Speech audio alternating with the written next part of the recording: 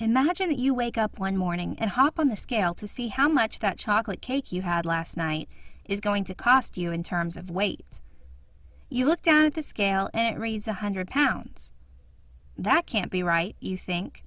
I'm normally around 150 pounds. Just to make sure, you step off the scale and step back on. This time it says 184 pounds.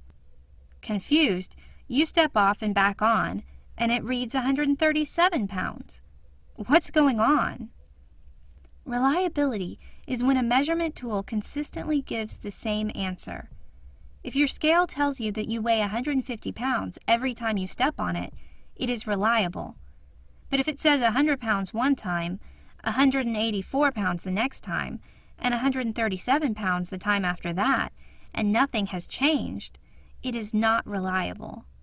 Why is reliability important? If a measure is not reliable, we cannot trust what it tells us. It's like being a manager and having an employee who never does what he's supposed to do. He comes in late, surfs Facebook instead of working, and doesn't ever tell the truth when you ask him questions. How can you trust and depend on him? The same thing is true for measurement tools. If we have a survey that's supposed to measure sexism, we want it to consistently measure sexism.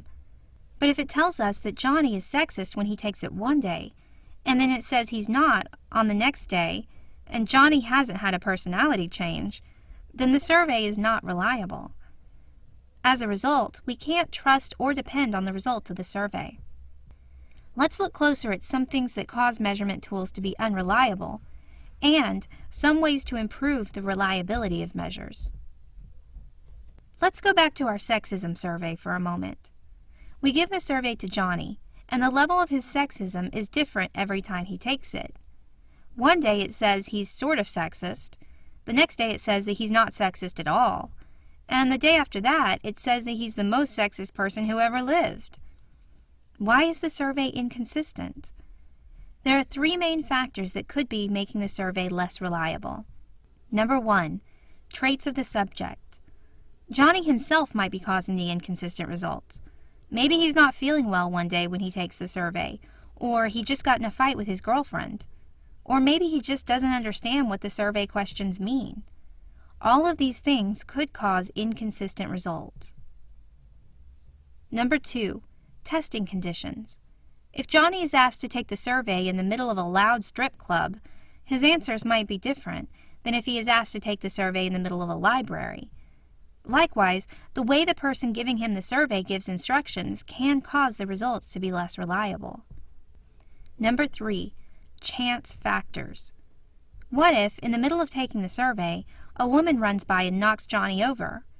Or what if Johnny just randomly chooses answers, not even bothering to read the questions? Both of these things can have an impact on Johnny's score, and therefore lower reliability. But if all those things can make a survey or other measurement tool less reliable, how can we ever hope to end up with a reliable measure? What can a researcher do to improve the reliability of his or her measurement tool? There are several specific things that can improve reliability. Number 1, sample size. Remember that Johnny might have personal issues or traits that lead to a lower reliability. If Johnny is the only subject that you give the survey to, this is a big deal. But what if Johnny is just one of hundreds of people taking the survey? If that's the case, then traits of the subjects have less impact on the reliability of the measure. Number 2, controlled testing conditions. Another common problem with measurement involves testing conditions. Where and when a person is tested can influence the results, as can things like the instructions the researcher gives to the subject. Controlling these conditions means that the researcher makes sure as many of those issues are taken care of as possible. For example, if we administer our survey in a quiet room every time and give the same instructions word for word every time, we are doing our best to control the testing conditions so that we will get reliable results. Number 3, reliability analysis. We might control for everything in the environment and we might have a large sample size, but what if we are using a survey that has questions that are badly worded? Maybe we used vague language, or there are only 1 or 2 questions. A reliability analysis tests a measurement tool to see how reliable it is. Many researchers use a measurement tool that has already been developed and tested by other psychologists. For example, maybe we will use a sexism survey that another researcher already tested for reliability. After all, why reinvent the wheel? But if we decide to develop our own survey, we will want to do a reliability analysis to make sure that it is a reliable measure of sexism. Reliability is the consistency of the results of a measurement tool.